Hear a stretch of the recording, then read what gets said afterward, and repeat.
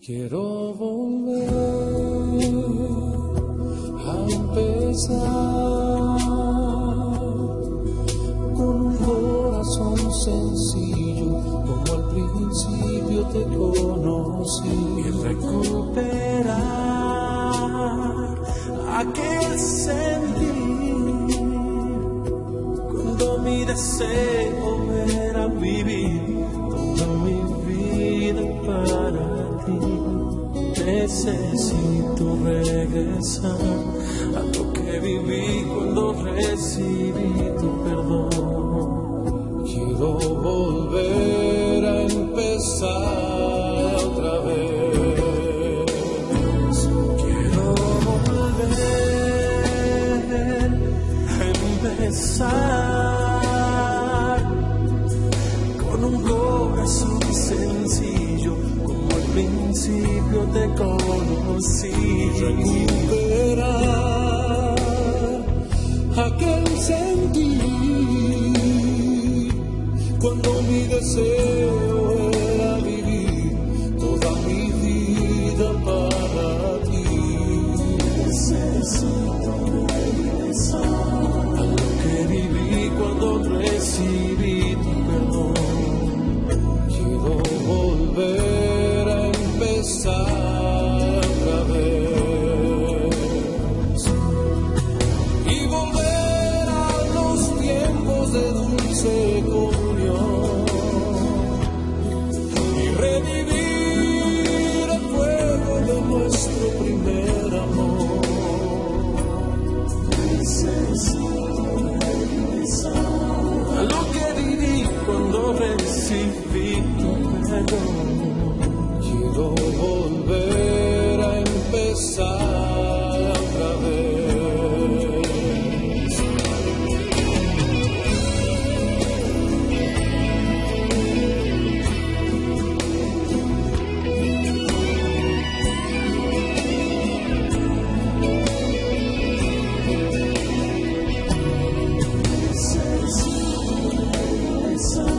A lo que viví cuando recibí tu perdón. Quiero volver a empezar otra vez y volver a los tiempos de dulce comunión y revivir el fuego de nuestro primer amor. Necesito regresar a lo que viví cuando recibí tu perdón. Quiero volver a empezar otra vez.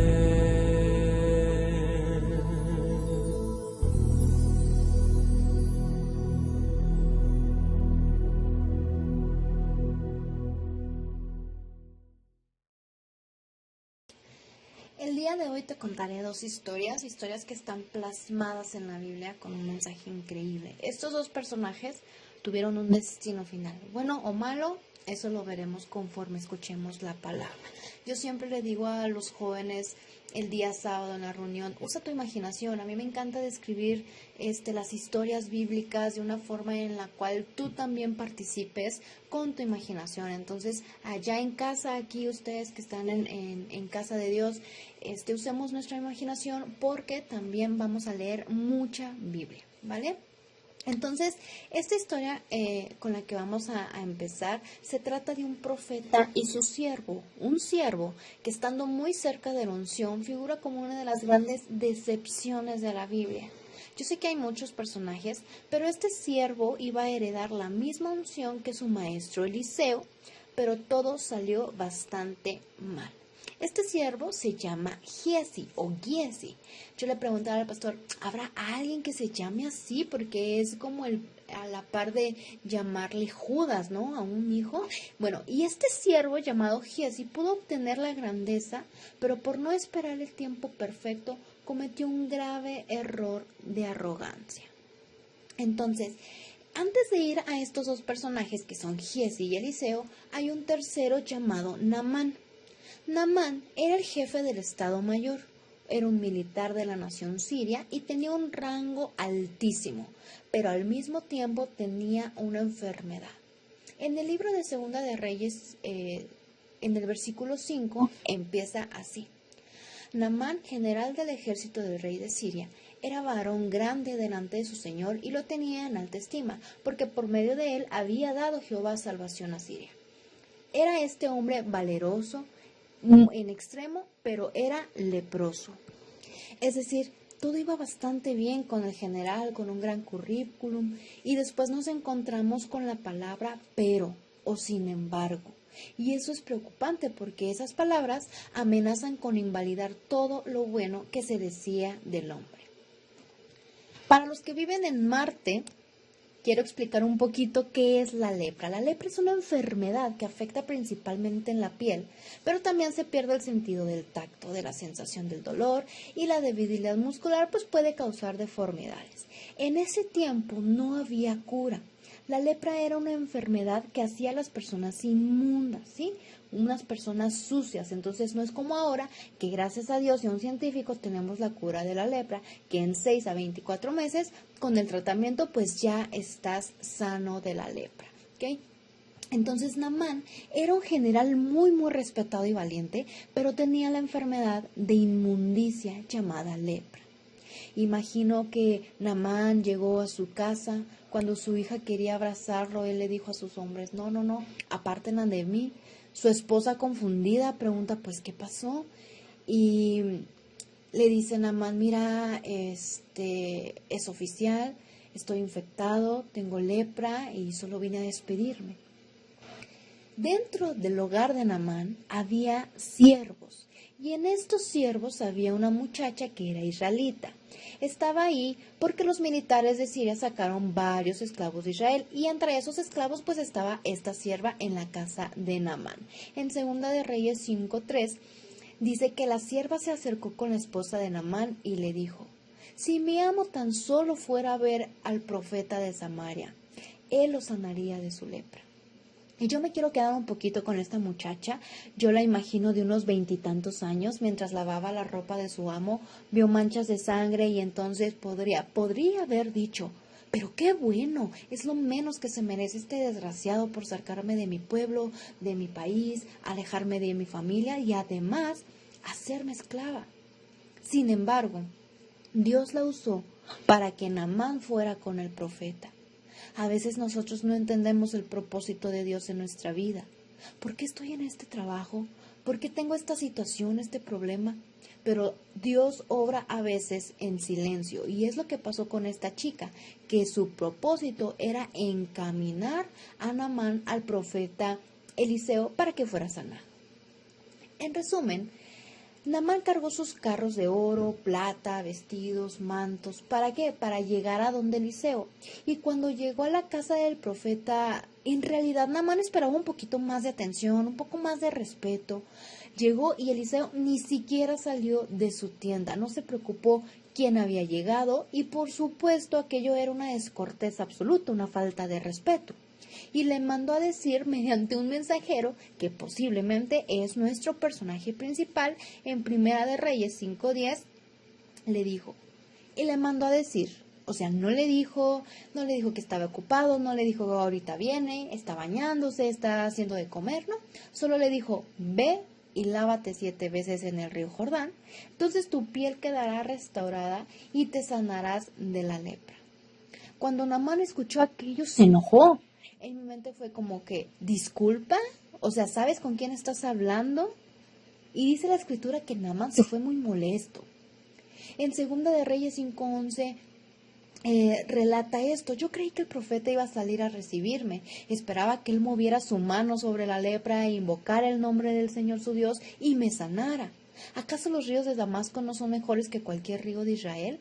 ¿Por qué no puedo lavarme en uno de esos ríos y sanarme? Así que Naamán dio media vuelta y salió enfurecido. En pocas palabras, hermano, Naamán hizo berrinche. ¿Cómo yo me voy a lavar en el río Jordán tan sucio y de poca altura? Y entonces, a veces nosotros somos como Naamán. Dios nos dice, haz esto y empezamos a hacer berrinches.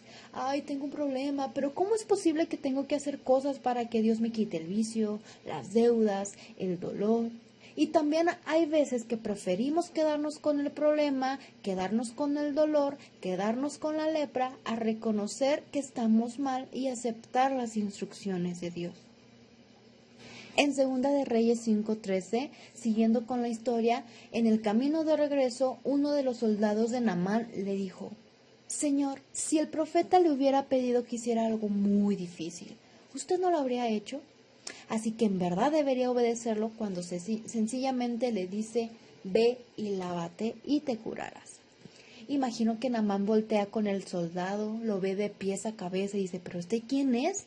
Sin embargo, Naamán lo escucha. Naamán baja al río Jordán y se sumergió 7 veces, no una, no 2, no 11 por si las moscas, 7. ¿Por qué? Porque Dios quería ver la obediencia de Naamán.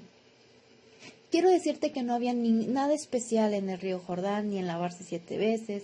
Dios pudo haberle dicho que matara a varios corderos y así sanaría de forma inmediata, pero no. Uno siempre cree que Dios aceptará darnos un milagro con nuestras propias condiciones, como nosotros queremos, y no es así. Acuérdate que cuando Jesús sanaba a la gente no usaba los mismos milagros de siempre. Muy rara la vez él oraba 2 veces de la misma forma.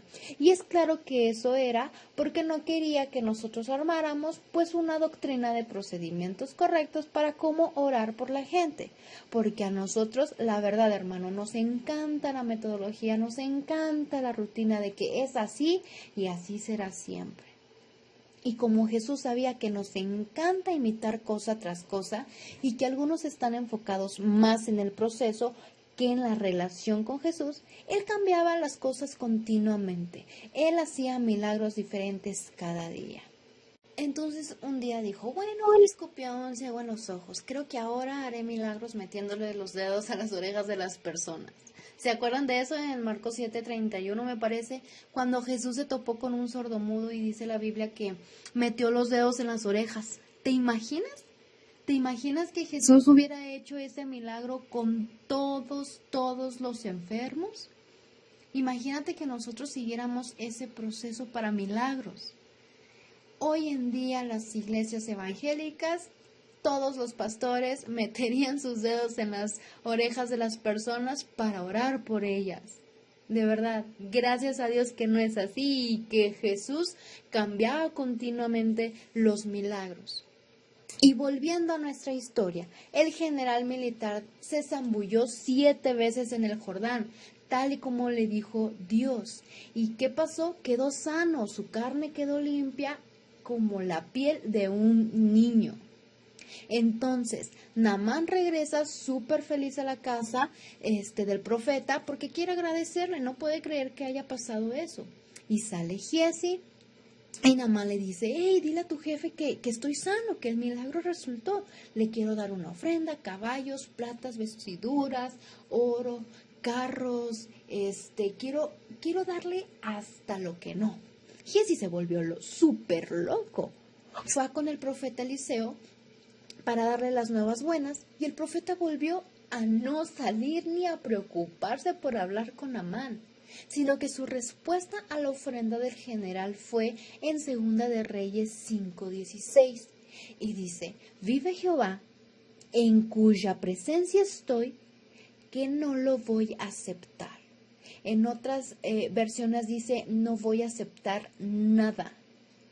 Sí, Eliseo a veces tomaba las ofrendas sin problema, pero en ese momento tenía muy claro que no debía de tomar ese pago y no da ningún motivo o explicación o alguna razón. Y ustedes se preguntarán, ¿pero por qué dijo que no? Y probablemente si Giezi hubiera dicho, ¿por qué, profeta? Quizá el profeta le hubiera dicho, ¿por qué no? Así como nos lo han dicho nuestros padres, no, y ¿por qué no? Así me pasó cuando me tocó cuidar a mis sobrinos, de que tía, quiero un helado, y yo les dije no, y ellos, ¿por qué no? Y yo, ¿por qué no? Porque puedo decir ¿por qué no? Porque toda la vida me lo dijeron y ahora que soy tía puedo decir ¿por qué no? Porque no, y punto. Probablemente hubiera sido la respuesta de Eliseo. Y cuando obedecemos a Dios sin ningún motivo o excusa, eso es madurez espiritual y lealtad. A veces decimos, sí, yo confío y soy leal a Dios siempre y cuando me guste todo lo que esté pasando. Sí, yo soy leal y confío siempre y cuando esté de acuerdo con la visión. Pero cuando tú aceptas lo que Dios te dice, eso es lealtad. Entonces, en Segunda de Reyes 5:20, Giezi sale de la casa del profeta y menciona, ahora bien, Giezi, el sirviente de Eliseo, hombre de Dios, se dijo a sí mismo, mi amo no debería haber dejado ir al arameo sin aceptar ninguno de sus regalos. Vive Jehová, que yo iré tras él y le sacaré algo. Y quiero quedarme un poquito en las palabras de se dijo a sí mismo, es decir, se habló solo. Hay algunas personas aquí que se hablan solas, o peor aún, que tienen chat consigo mismos. Nosotros podemos orar por liberación si lo necesitan. No, pero yo siempre he dicho que lo que nos decimos a nosotros mismos es realmente lo que somos. Un pastor nos puso un ejemplo en una predicación que dice, hay una película llamada La Purga. La Purga se trata de un gobierno totalitario, el cual te permite durante 12 horas, una vez al año, durante 12 horas hacer y deshacer. Se puede hacer lo que tú quieras y nada se te cuenta como pecado o como delito. Las patrullas, los bomberos no son viables esa noche, entonces tú puedes hacer y deshacer a como se te dé la gana. Incluido, está todo aceptado, incluido el asesinato. Ese es lo que se menciona en la trama de la película. Muchos hermanos ahí me dicen, ¿dónde? Es una película, hermano. Entonces, imagínate que Dios se voltee, se tape los ojos y te diga, haz lo que tú quieras. Puedes hacer lo que tú quieras y no se te va a contar como pecado. No se te va a contar como un delito, como algo ilegal. Es más, puede decirte Dios, yo me voy a tapar los ojos y no voy a ver absolutamente nada. Si Dios nos dijera eso, ¿qué haríamos? Piensa. Bueno, eso que pensaste realmente es lo que eres. Y es muy complicado y muy peligroso que nos hablemos a nosotros mismos, porque ahí se puede meter el enemigo en nuestros pensamientos.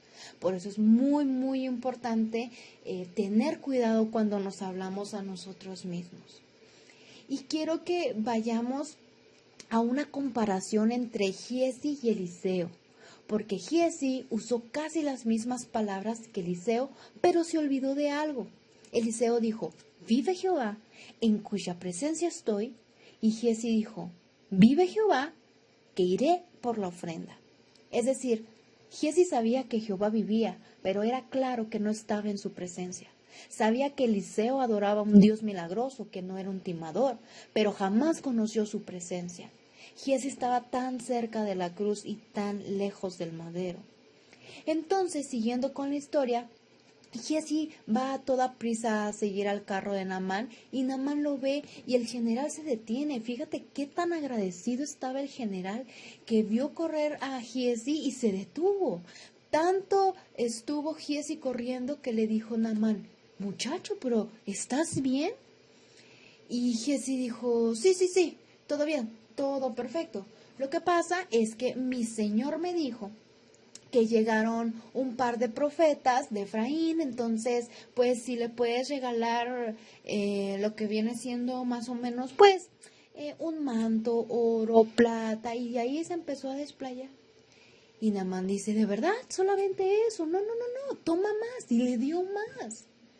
Entonces, esto está en Segunda de Reyes 5:22 y quiero que te dediques a leer esta historia porque es impresionante cómo Giezi es tan codicioso y cómo dejó que la arrogancia entrara a su vida.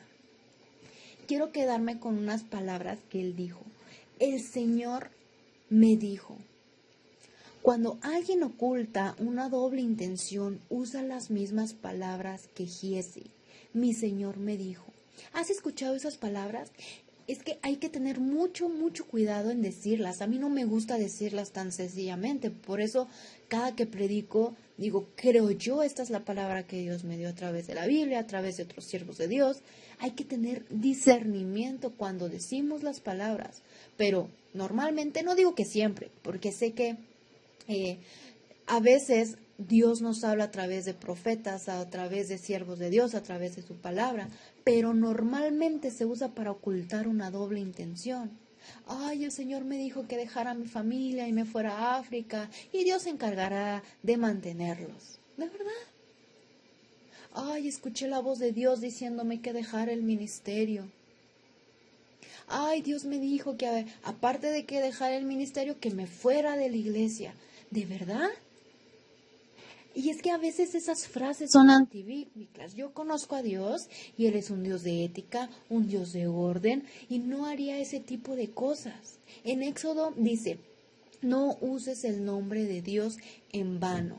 Hermano, hermana, líder, evitemos decir el Dios me dijo cuando queremos desligarnos de alguna responsabilidad en la iglesia. Si ya no quieres el ministerio, sé sincero. Si ya no quieres seguir con el liderazgo, sé sincera. Evitemos usar el nombre de Dios en vano. Y Giezi usó ese nombre en vano. Naamán le da las cosas y Giezi regresa a la casa y los esconde. Entonces Eliseo le busca. Entonces Eliseo le dice, Giezi. Y Giezi dice, ¿viste que cuando queremos desligarnos de algo nos hacemos los sordos? Giezi, ¿dónde estabas? ¿Quién? ¿Tú? ¿Dónde? Sí, ¿dónde estabas tú? Ah, por ningún lado. Acuérdate que Giezi le mintió a Naamán. Y una mentira es una cadenita. Mentira tras mentira hace una bola de mentiras, como una bola de nieve. Entonces, también le mintió al profeta. Y le dijo, ninguna parte. Entonces, yo imagino la escena que el profeta lo volteó a ver con el corazón casi roto y dice, ¿no estaba también ahí mi corazón cuando el hombre volvió de su carro a recibirte? Es tiempo de tomar plata y de tomar vestidos, olivares, viñas, ovejas, bueyes, siervos y siervas. Por tanto, la lepra de Naamán se te pegará a ti y a tu descendencia para siempre. Y dice la Biblia que salió de delante de él leproso, blanco como la nieve. El destino final de Giezi fue quedar con la lepra. La codicia y arrogancia lo dejó leproso, y no solamente a él, sino a toda su familia. ¿Es tiempo de exigir esa bendición que Dios tiene para nosotros? ¿Es tiempo de tomar lo que Dios dice que aún no? De verdad, Dios nos libre de adelantarnos al tiempo de cosecha, porque hay un tiempo de espera. Nadie es inmune al pecado de la codicia. Los pobres a menudo no tienen lo que necesitan y los ricos jamás tienen todo lo que desean. El autor del libro de los Hebreos nos desafía a cada uno de nosotros con estas palabras. Sean vuestras costumbres sin avaricia, contentos con lo que tenéis ahora, porque Él dijo, no te desampararé y no te dejaré. Hermano, la obediencia trae bendición, la desobediencia trae la lepra. Una mala decisión y terminas cosechando consecuencias por esa mala decisión. No te adelantes a una cosecha que aún no está lista para ti. Esa bendición que Dios tiene para ti aún no está lista, aún nosotros no estamos listos. Dios quiere trabajar en ciertas cosas de nuestra vida. Ay Dios, es que llevo orando mucho por un aumento o por un nuevo puesto. Pero Dios está trabajando de manera silenciosa. Hay que estar preparados para la bendición y la persecución. Porque si tenemos bendición, tenemos persecución en ciertas cosas.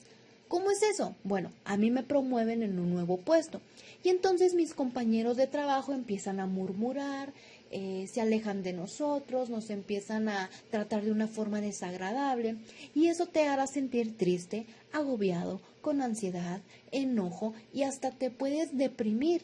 Dios quiere evitar eso. Por eso es muy importante que primero Dios trabaje con nuestra mente, con nuestro carácter, personalidad, para poder darnos más bendiciones. No nos adelantemos a la bendición. Dios te dará todo lo que necesitas en el tiempo perfecto.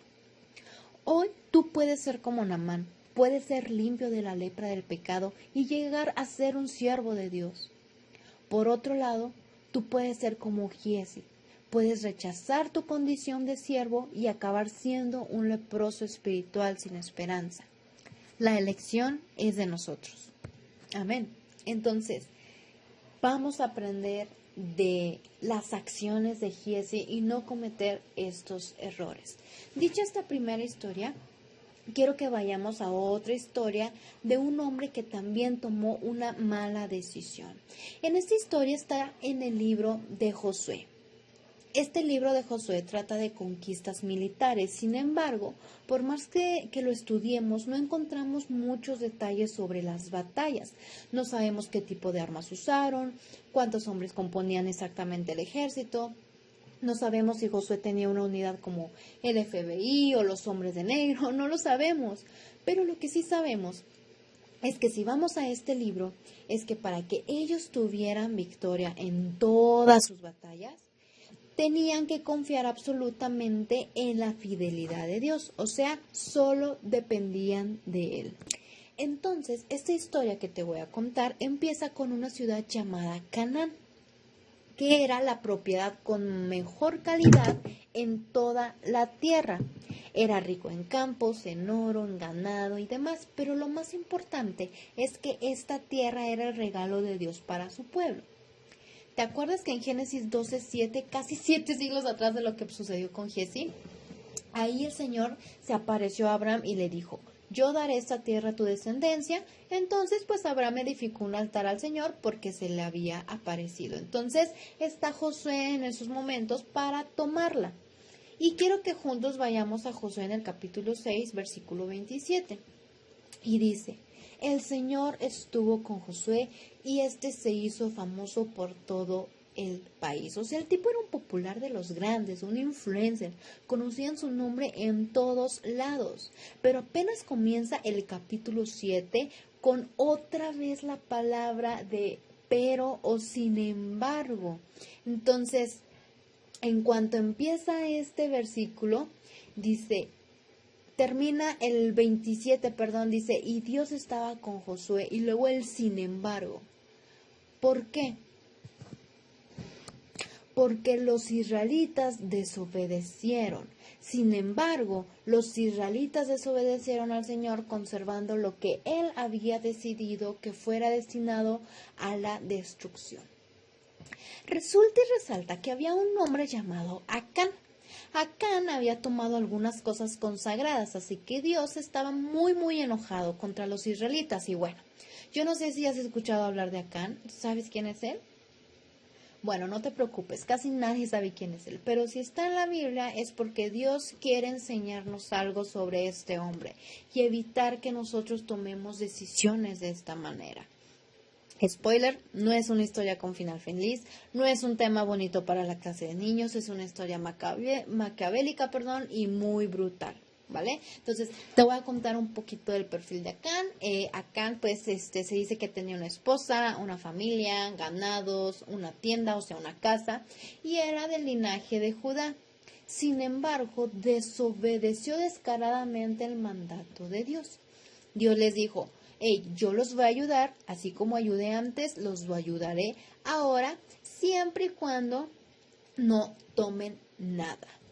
¿Qué mandato dijo Dios? En Josué 6:18 dice, no vayan a tomar nada de lo que ha sido destinado al exterminio para que ni ustedes ni el campamento de Israel se ponga en peligro y en desgracia. El oro y la plata y los utensilios de bronce y de hierro pertenecen al Señor, colóquenlos en su tesoro. ¿Te das cuenta que Dios tuvo que describir lo que no se tenían que llevar? ¿Por qué? Porque conocía a su pueblo.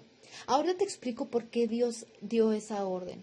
Pero Dios sabía lo que iba a suceder si el pueblo de Israel tomaba el tesoro que no les pertenecía, porque era claro que dejarían de confiar en Él y confiarían en sus propios recursos. Conocía a su pueblo, Dios conoce a su pueblo, sabe que Sabía que se le iban a ir los ojos con tanto oro, con tanta plata, con tantos terrenos, con tantos mantos. Dios sabía que los brazaletes, los anillos, los collares los iban a enloquecer, y los hebreos no estaban preparados para una bendición como esa. Y Acán fue la prueba de eso.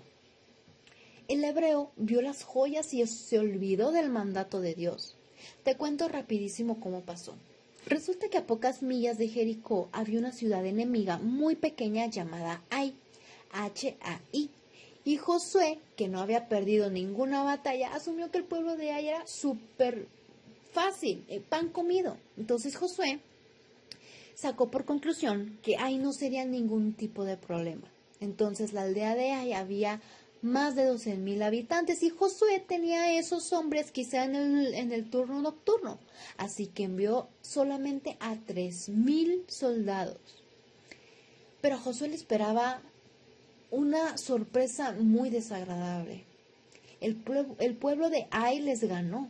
La aldea de Ai se había organizado de tal manera que los sacó a patadas de la ciudad.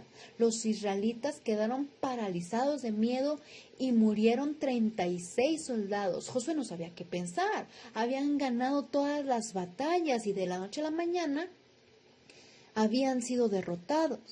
Y entonces el tipo empieza a llorar a lágrima y baba y dice: Señor Dios, ¿por qué hiciste que este pueblo cruzara el Jordán y luego lo entregaste en manos de los enemigos para que lo destruyeran? Mejor nos hubiéramos quedado del otro lado del río. Y el Señor le contestó: levántate, ¿qué haces ahí postrado? Perdieron porque Israel ha pecado contra mí. Robaron lo que les ordené que apartaran para mí, y no solo lo robaron, Josué, sino que los tipos mintieron y lo escondieron entre sus pertenencias. Por esa razón, los israelitas huyeron derrotados por un pueblo chiquitito.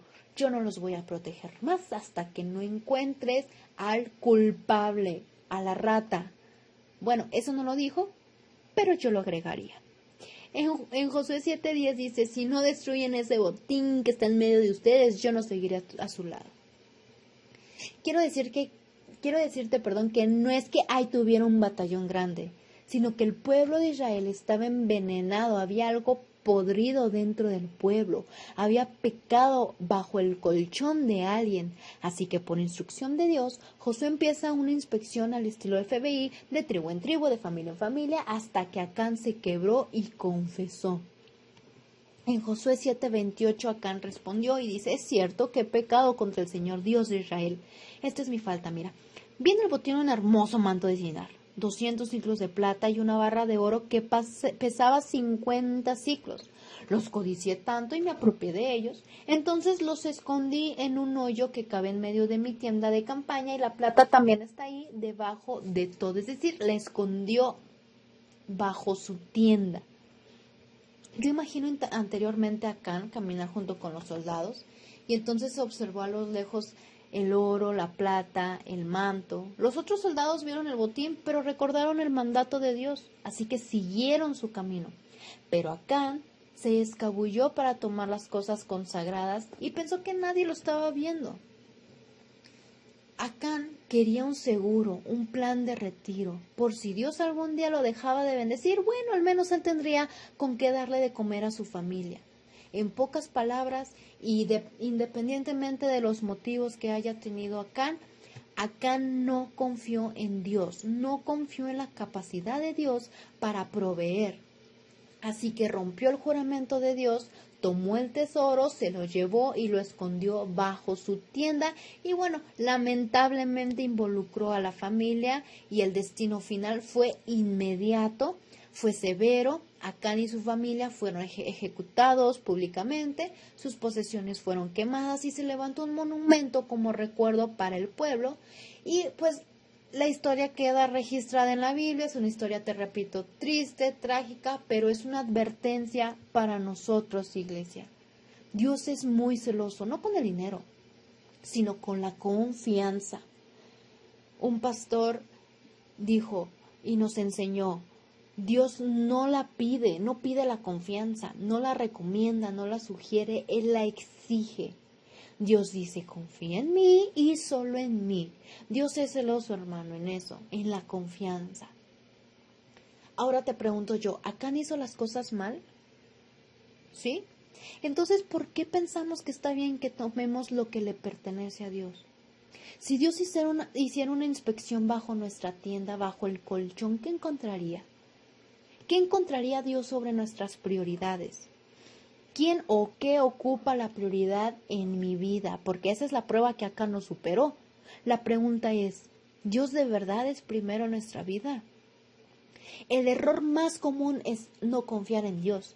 El pensar que puedo poner cosas bajo mi tienda como Acán es una defensa ante el miedo. ¿Y si Dios deja de bendecirme, qué hago? ¿Y si me enfermo, quién paga el hospital? ¿Y si pierdo el trabajo, qué voy a hacer?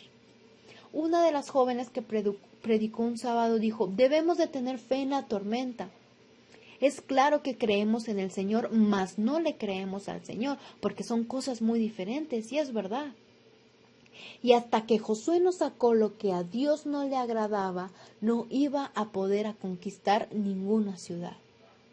Hermano, siempre que como Acán pongamos la confianza bajo el colchón, vamos a provocar que Dios quite el favor y luego nos preguntamos, ay, pero ¿por qué perdemos contra un pueblito como hay? La pregunta aquí es, ¿Dios es la prioridad de nuestras vidas? Porque si no, estamos perdiendo el tiempo ahora y los domingos acá. Quédate con esas preguntas. Y ahora sí, te voy a contar por qué Dios fue tan severo con Acán y su familia. Si al final de cuentas, pues Acán confesó. ¿Dios necesitaba el oro de Jericó? ¿De verdad? ¿El dueño de oro y la plata? Te voy a contar rapidísimo. Jericó fue la primera ciudad que ellos conquistaron. Así que Jericó era la promesa de la tierra prometida. Lo primero. Dios no le dijo que conquistaran primero las ciudades y si le sobraba, que al final le dieran una a él. No, Dios ordenó que le dieran todo lo de la primera y luego después que hicieran eso, que tomaran lo de las otras ciudades. Entonces, así es como funciona el principio. Darlo primero a Dios para que lo demás sea bendecido. Nuestras finanzas son la forma de hacerle saber a Dios que Él es primero en nuestras vidas. Es eso. Es una cuestión de corazón. Ojo, esto no es ley. Esto es amor. Esto es expresar gratitud y amor a Dios. Es dar a Dios el honor y el agradecimiento por todo lo que nos ha dado. No se trata de porcentaje, hermano. Se trata de prioridades. Entonces, cuando Él dice que ofrendemos, que diezmemos, es dar siempre la primer parte y no la última. ¿Por qué? Porque la primera parte se necesita muchísima fe para darla. Se necesita mucha fe para dar el 10%. Tenemos que creer que va a venir otro 90 más. Diezmar, hermano, es darle la primera parte a Dios. Si alguien dice, no, yo primero pago todo lo que debo y luego si me alcanza doy algo. Así no funciona el principio. El último 10%, en lugar de dar el primer 10%, pagar gastos antes de ofrendar, es decir, bueno, yo primero me voy a asegurar que tengo todo lo que necesito y después si me llega a sobrar algo te voy a honrar, Dios. ¿De verdad? ¿Eso es honrar? En cambio, cuando nosotros le damos las primicias, le estamos diciendo a Dios, Dios, en serio, la fe está en ti. Es hacerle saber a Dios que es nuestra prioridad. El dinero, hermano, siempre nos va a poner a prueba, nos va a poner incómodos, siempre nos va a poner a pensar una o dos veces antes de dar algo. Y de verdad, insisto, esto no se trata de dinero. Dios sabe muy bien que no estoy hablando de dinero, estoy hablando de que tenemos que tener como prioridad a Dios. Y sí, yo sé, es complicado el hecho de diezmar, de ofrendar, pero es para demostrarle a Dios que es nuestra prioridad en nuestras vidas. Lamentablemente muchas personas dicen, no, pues es que la familia pastoral se beneficia de ello, pero quiero decirte que los pastores de aquí viven de su profesión, viven de lo que Dios les dio. El diezmo y la ofrenda es para que tú te pongas a cuentas con Dios. Entonces, imagínate, si eso hubiese sido verdad, que la familia de pastoral se beneficia, yo como hija de pastor no me hubiera metido a trabajar tan pequeña. De verdad, yo no hubiera visto a mis padres quitarse el alimento por dárselo a sus hijos. Entonces, quiero que entiendas, que comprendas que esto solamente te beneficia a ti porque estás obedeciendo la palabra de Dios. Ahora bien, para finalizar, ¿qué tienen en común estas dos historias? Que las decisiones de ambos hombres arrastraron a su familia con ellos. Tú como cabeza de familia, toda acción que hagas habrá una consecuencia, sea buena o mala, va a alcanzar a tu familia o a los más cercanos. Lo que estoy tratando de decir es que antes que tú cometas un pecado, debes considerar no solo las consecuencias que vas a sufrir tú, sino también las que sufrirán los demás. Los que más sufren son los que tú más amas. Probablemente no vamos a morir como Acán, pero sí morirá nuestra salud, nuestro trabajo, la rebeldía a entrar a casa. Y quizá hemos cometido el error de dejar a Dios en un último lugar. Pero ¿sabes qué? Él es tan maravilloso que nos da una oportunidad más. Estas historias están plasmadas en la Biblia para que nosotros aprendamos a no tomar malas decisiones. Y como esta historia hay muchísimas. Sin embargo, no acabemos como un leproso por el pecado de la codicia y arrogancia. No acabemos con vergüenza pública como Acán por desobedecer el mandato de Dios o peor aún, por robarle. Yo celebro y aplaudo de verdad que tú estás aquí en la casa de Dios porque tú le estás dando la primicia de la semana a Dios. Acuérdate que darlo primero a Dios resulta que todo lo demás sea bendecido. Y créeme, Dios va a ver tu corazón, tu disposición, tu compromiso, tu esfuerzo de estar aquí. De verdad te va a bendecir de una manera inexplicable. Es tiempo de que le digamos al Señor: Dios, perdóname. Hemos sido un desastre total, he puesto otras prioridades antes que a ti. He sido como Giezi con mi arrogancia y codicia y yo he hecho las cosas mal como Acán. Yo quiero que tú ores en estos momentos, le pidamos perdón a Dios y decidamos que Dios sea nuestra prioridad de ahora en adelante.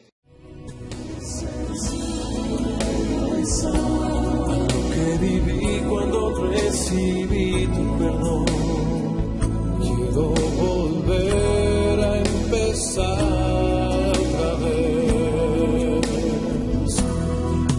y volver a los tiempos de dulce comunión y revivir el fuego de nuestro primer amor. Necesito regresar a lo que viví cuando recibí tu perdón. Quiero volver